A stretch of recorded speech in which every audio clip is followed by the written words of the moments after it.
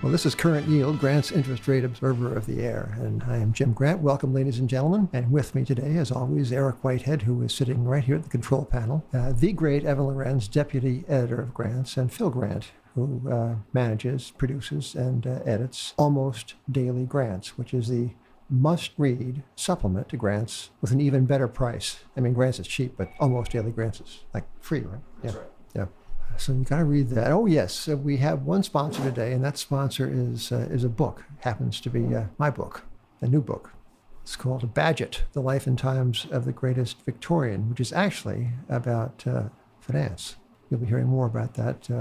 Actually, you'll be hearing enough about that to make you wish you'd never heard the first time as the weeks wear on to publication. But we're hearing more about the book presently. But in the meantime, Evan and Phil and Eric, I think that the world needs our attention. And this podcast, ladies and gentlemen, in case you're impatient for what awaits you, I don't know, we've got a 99 basis point junk bond in Japan to investigate. We've got the Federal Reserve saying we need macroprudential insurance against excess, which also requires a little bit of commentary. And we have a new issue of a new essay, op-ed essays by Andy Puzder, who is a very successful fast food executive. Fast food, right, Evan? Yes. Yeah. On high interest rates or hobbling growth. By high interest rates, he first refers to the interest rates in place now. But first, ladies and gentlemen, before we get into anything else, have you seen that Evan and Phil and Eric, did you notice today that there's a story about President Trump's trip to Japan, and he stopped at Yokosuka, which is the home port of the United States Navy's 7th Fleet. And there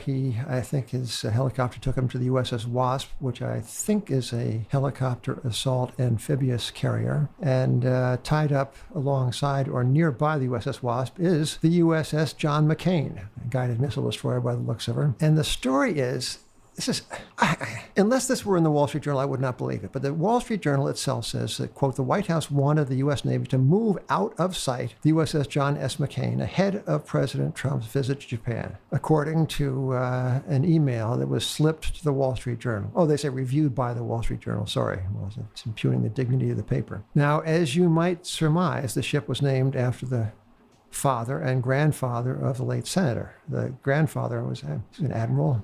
The father was an admiral, too. The USS Hornet in Long Beach, California in the 1960s had the honor to be tied up next to the USS John McCain. An earlier edition of the ship was a fabulously good-looking ship, I recall. Sleek destroyer. Evan and Phil and Eric, I want to put it to you. Say you were serving on the USS John McCain, and you knew how much Trump despised this guy, right? If there were trouble with China, and they had to pick some ship to be the first through the Formosa Strait to look for mines and take flak. Yeah, take flak. Which ship might that be? I would definitely be looking for a transfer to the USS Jared Kushner. Yeah, all right. Twitter's response is to recommend that the D.C. City Council change the name of Pennsylvania Avenue to John McCain Avenue. May it hustle and do that. My God. All right, that kind of gets us off in the proper frame of mind. Isn't it time for an advertisement? Yeah. Sure is. Yeah. All right. So as I mentioned, ladies and gentlemen, this edition of Current Yield, Grant's Interest Rate Observer of the Year, is brought to you by a book, which is not yet published, but will be on July 23rd. It's called Badgett, The Life and Times of the Greatest Victorian by me, James Grant. Now, there are two testimonials to the excellence of this biography, and I would read these if I could. But it's so unseemly, so I'm going to delegate my employees who have no choice in the matter. And Evan, would you please read the first, this is from Publishers Weekly, and Evan, if you would please read this with feeling. Go ahead. Okay, so Publishers Weekly. It is a measure of Grant's talent as a biographer that Badgett appears as scintillating, as charismatic as he is reputed to have been in his life. Mm-hmm. Even readers not normally drawn to economic subjects will find themselves enjoying this lively and erudite biography and guide to financial Victoriana. I might say close quote. Close quote. Yeah. Well, that was pretty well done, Evan. I'd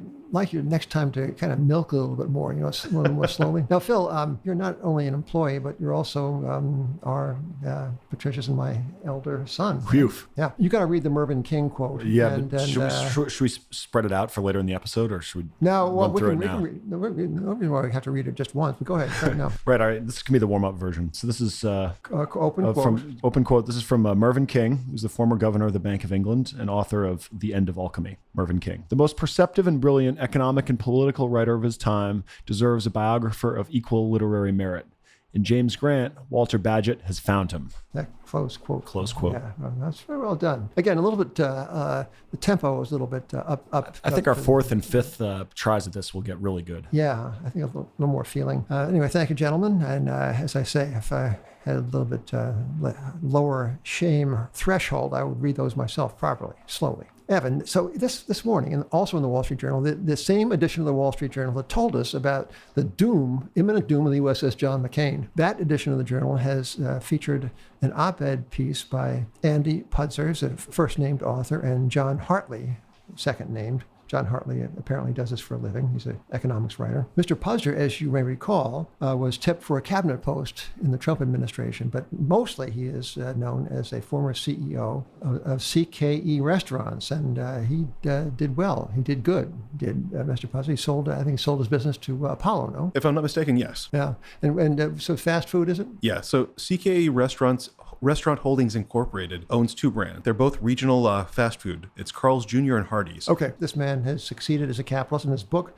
which is tipped here. I mean, apparently somebody else has written a book. In fact, Eric and Evan and Phil, I'm going to go so far as to say that everybody has written a damn book. That's the truth of it. But anyway, Mr. Puzzer's book is The Capitalist Comeback, the Trump Boom, and the Left's Plot to Stop It. And in the interest of sustaining and even energizing the existing expansion, not actually a boom, Mr. Pudzer and his co-author have written a piece called High Interest Rates Are Hobbling Growth. By high interest, they mean a 2% funds rate. Yeah. And they say that there's no inflation. What we need is growth. What we need is dynamism, is a little animal spirits, and we don't need a high dollar exchange rate. That's for other countries to have high exchange rate. What we need is a cheaper dollar and a little bit more juice in the blender, right? So cut those rates, cut those darn rates. Now, Evan, you have done the heavy lifting in this organization on the bear market in restaurants, or certainly the bear market in the economics of restaurant management, owing to, in part, the reign of free capital and the saturation in many parts of the country of fast food restaurants. No? So what Mr. Pudzer seems to be saying is they want even lower rates so there can be even more Hardee's and even more Carl Jr.'s. And Burger Kings and McDonald's. Yeah. No, it's a little bit ironic. I mean, the recession that started in December of 2007 and ended in June of 2009 was the worst recession since the Great Depression. Given that fact, you would expect restaurants to actually contract in 2008 and 2009. But in fact, according to NPD Group, the number of restaurants actually grew in both those years, owing in large part to easy monetary policy. Right. And they kept on growing through most of the boom over the last decade. But we've gotten to a point where there's just too many restaurants. So we've grown the number of places catering towards Americans faster than we've grown the number of stomachs in America. It might be called misallocation of capital. It is. So right now, TDN2K, which is a research group that focuses on the restaurant sector, reports that same-store comparable sales for restaurants fell 44 basis points in April. This is despite the strongest job market in 50 years, the lowest unemployment rate since 1969, and that same-store comp traffic actually was worse. It fell 3.5%. So on average, the typical restaurant had, like 1 out of 25 people not coming back the next year or something along those lines. So it is a drought in the restaurant industry. And this guy is calling for more of the tinder that actually caused this conflagration. This is the purblindness of the people, I don't know, what kind of the modern monetary theorists and all but name, and they are so thick on the ground, they infuse or infect, if you will, the Trump administration. All these supply side guys now have turned into radical monetary policy adherents, lower rates, and the only kind of inflation they know is the kind that shows up in the highly specific price indices produced by the Commerce Department. That sounds snide. I don't mean to impugn the PCE, the core PC, or the CPI, but there's other kinds of inflation. There are, and other kinds of inflation cause other kinds of problems. An acid bubble can pop and actually lead to a big downturn in the economy. We saw that. We saw that in the dot-com bust. We saw that in the housing bust. Well, we saw it in we saw it in the time of Walter Bagehot. And Bagehot famously said, as this publication perhaps has mentioned once or twice in the past year or two, John Bull can stand anything, but he can't stand 2%, meaning that very low rates work their mischief in the asset markets and not just at the level of prices. Well, the irony in that is that 2% was long ago thought to be the problem level, and we're here now, and it needs to go lower according to today's op-ed. Well, we are here, gentlemen, Eric and Evan and Phil. We are here with a 99.99% junk bond from Japan. Yes, and this is notable because according to the Bloomberg article that came out today, this will be the first bond that's actually issued by a sub-investment grade issuer in Japan, not one that was downgraded to junk later on, but the first original issuance from a issuer that's junk. And kind of adding to the irony, the name of the company is Awful, or Aiful. Awful is the... Awful. Yeah, it's the transliteration is awful. That's like a nominative destiny, right? Yeah. Nominative. Okay, so it's for the record, ladies and gentlemen listening, it's AIFUL. I think that we might have owned this company in our Japan fund years ago when we had a Japan fund. Now we didn't. It couldn't. It went broke. We never did that kind of thing. So here is a paraphrase quote from, this is somebody who, like Mr. Pudzer, seems to not discern any other kind of trouble except the CPI kind. I'm going to read from Bloomberg story about this particular junk bond issue, which yields all of 99 basis points over, I think, a year and a half is the tenor of this thing. The milestone of a junk note in Japan is a welcome, quote, byproduct, close quote, of the Bank of Japan's negative interest rate policy, which has spurred more risk-taking by investors. But there is a long way to go before the nation has a functioning high-yield market, according to so-and-so of Daiwa Securities. So, this is a sign of progress in the eyes of Daiwa, right? We get the 99 basis points over a year and a half, and it's so much better than the 16 basis point local government debt. But it is just phantasmagoric that people could reason this way. So it's 99 basis points before tax. I suppose it's a little less after tax. What are the odds that the Awful Corporation does a twofer, right? Goes bust again? I mean, it's lives happened. up to its name. It's happened. When a company goes, what's the phrase in the junk? Chapter 22? Chapter 22, yeah. Anyway, so that's Japan. But anyway, I contest a little bit the claim, which I think is, if not made, is implied here. This is like an all-time low junk bond yield. No. Remember Telecom Italia? Yeah. We wrote about that. I think that was below 1%, right? It was 80 basis points? It had a coupon of higher than 1%, but it traded above par in December of 2017 and actually went below. Yeah, it was like 104 or something. And, and it was a double B. It was a strong junk name, but it was a junk bond trading below 1. Yeah, so that's the Mario Draghi touch. And today's continuing to scour the day's press for you, ladies and gentlemen, on the listening end of this entertainment. We have a very well presented and written piece by Megan Green, who is global chief economist of Manulife Investment Management. I think that's a Canadian outfit. And Ms. Green is talking about Mario Draghi's legacy. And of course, the big legacy is whatever it takes to save the euro, which he allows is certainly nothing to sniff at. But there's something else. And she proposes here that the invention of something called the TLTRO, Special Program of Low-Cost Loans. You've heard the acronym just now, but it's pronounced TLTRO. If you want to be on the inside, talk about TLTROs. They are special low-cost loans to banks. And she says this is the greatest invention of the post-crisis era because the central bank can extend credit to a commercial bank at, say, minus 1%, and the bank can lend to needy companies at, say, minus 10 basis points and pick up that spread, and everybody's happy except for the savers. But you can manipulate the deposit rate as well, you see. So everyone's happy. You have to give them credit for one thing. What's that? Teltro sounds better than Hail Mary. Yeah. Well, anyway, and she allows, does Miss Green. This speaks to something we'll get around to in a second, which is Randall K. Quarles, who is the vice chair for supervision of the Board of Governors of the Fed. Mr. Quarles, you'll be hearing from us presently, but what Ms. Green said is that, quote, as with all policies, however, there could be unintended consequences from using this powerful tool. Yeah, like the destruction of the price mechanism and the systematic misallocation of capital and the setting up of another bust on the tails of the preceding one that you had done your best to limit by instituting the policies that will give you the next bust. That's not so much an unintended consequence as you know darn well what you're doing, so why are you doing it kind of consequence, right? Meanwhile, the market is rendering a relatively unambiguous verdict. If you look at just a simple price to books comparison for the stock 600 financials index, trades at a massive discount to book value. You're talking about Europe. In Europe, yes. Yeah. Like 0.55 times book value or something. What the market's basically telling you is they want European banks to hold more capital. And what they're doing, instead of requiring banks to hold more capital, is to give them more credit on very, very easy terms. The kind of ironic thing is the easy credit, the low rates are kind of crushing bank net interest margins. I believe it was last week that ECB, is it Governor Benoit Cœuré, came out and said, well, yes, this is hurting some banks, but the solution is to have mergers in the banks to basically embiggen the problem. Right. Make it huger. Yeah. So, Evan, Bigly. we now are going to turn to Randall K. Quarles. As I mentioned a moment ago, he's the Vice Chair for Supervision at the Board of Governors of the Federal Reserve System.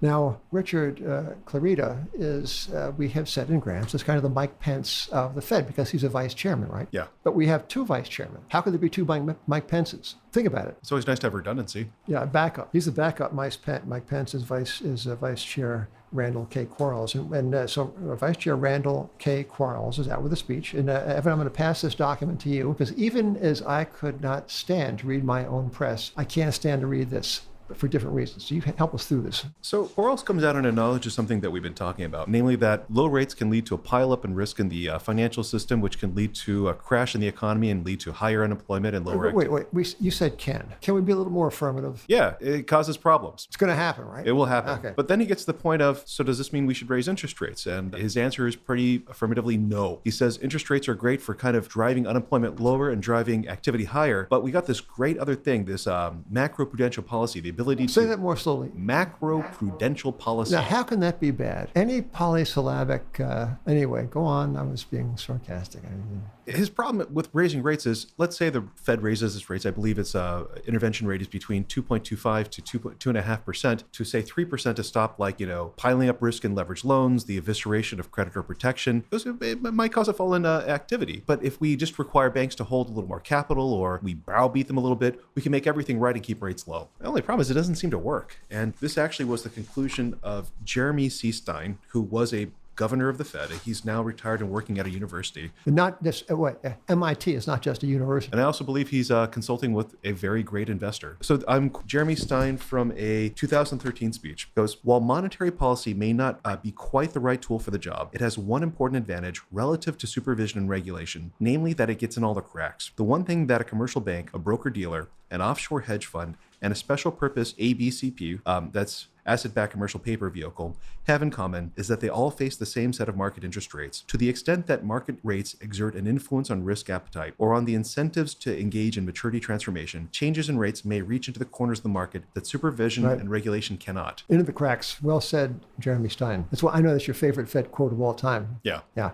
It's a lesson they learn once every decade or so and then forget. All right. So, advertisements are like cockroaches. You ever seen this one? So I'm going to forbear, ladies and gentlemen, from reading my own good press on this book, but I would encourage you, because the publisher has encouraged me, to encourage you, if you have any interest in this book, just to pre-order the thing, because it's like painting the tape. People are going to think something's there when it actually might not be, and fool the publisher. But the publisher wants to be fooled by a show of solidarity on the part of the listeners of Current Yield. So, ladies and gentlemen, if you are feeling in a literary or even in a charitable frame of mind, you can go to Amazon. The publication date is July 23rd, or you can go to www.grantspub, as in publication.com/Bagehot, BAGEHOT, grantspub.com/Bagehot, and there's a complete list of retailers with a book available for pre-order. So pre-order the darn book. No, okay. I'd like to quote something using market prices to show that QE doesn't work. All right. Are you familiar with De La Rue? Yeah, oh yes. It's a very, very old firm that prints banknotes. Yeah, it's a British company. It's publicly traded, prints banknotes, and helps design currency. I just printed off this from the Financial Times. Its stock price is trading at a 15-year low, despite a decade of QE, printing money, et cetera, et cetera. So what else do we... oh, yes. The last order of business, ladies and gentlemen, apart from a reprise to the USS John McCain, which deserves, like the book, more than one mention, Baoshang, BAOSHANG, is a medium-sized Chinese bank that has been the object of contagion fears and a partial rescue by the authorities of the People's Republic. I say partial because it turns out that the unspoken but widely held assumption that the government would intervene to make good on anyone who extended an interbank loan, even large kind of round lot size, chunky size loans would be bailed out. No, that assumption has been proved wrong. So there is now not a guarantee, but a limited guarantee to corporate depositors, interbank lenders in Baoshang's case. And here's a quote in a story in the Financial Times. This quote, "This suggests a break of the implicit guaranteed payment in the interbank market." You wonder if this might be the... ever pulled a strand of wool on a sweater and just kept pulling it? No, but I've played Jenga before. Yeah. You know what's really surprising to me about this? Baosheng, if I'm saying the name right, had a balance sheet of like 20 or 30 billion dollars in assets. And if you look at the Chinese financial system, it's like 40 trillion in assets. I think it's $83 billion. Oh, $83 billion. Yeah. But still, $83 billion to 40 trillion is relatively a rounding error. It's just so much risk has been piled on that this little tiny institution, this fly speck that people probably had never heard of before this article came out, is now threatening, the risk. Well, as always, there are meant to be details that should relieve apprehension, including that so much of the bank's exposure was to the Tomorrow Group. There's another case of nominative destiny. That's tomorrow when you get your money. Yeah. But wait. So there's more to the story, Evan, and that has to do, and also the proprietor, the entrepreneur in this case was Mr. Xiao, was once known for an extensive detail of an all-female bodyguard, which, I don't know, that doesn't mean anything at all, except you have to look when he comes across the street. But here is perhaps the money paragraph in the story on the failure of Baosheng, and that is, quote, China's National Audit Office said in April that some banks in central China had non-performing loan ratios of 40% at the end of 2018. All right, Evan, here's a little arithmetic for you. Good question. Let us assume that banks if 10% equity capital, give them that very generous assumption. All right, so we got a 100 jillion renminbi bank. So that's 10 jillion renminbi of capital. And they've got a loan book. What do you guess the loan book is? 70-80% of balance sheet, maybe? Right. So let's call it the 70 jillion renminbi loan book. And 40% of that, my math is correct, is 280 jillion renminbi. Compare that to the aforementioned 10 trillion or jillion renminbi in capital. What you got? Nothing good. What you got is, Evan, is nothing. Well, if it makes you got a hole in the ground. If it makes you feel any better, it won't. This morning, the governor of the People's Bank of China, Yi Gang, came out and said the bank is fully capable of managing risk at all small and medium-sized lenders. All right. You know what that means? Watch out for the big guys. It means watch out for the big guys. And also, when you make your escape, stay off the USS John McCain. Ladies and gentlemen, thank you for listening. This is Jim Grant on behalf of Evan and Phil and Eric. And, thanks for being with us, and join us again next week.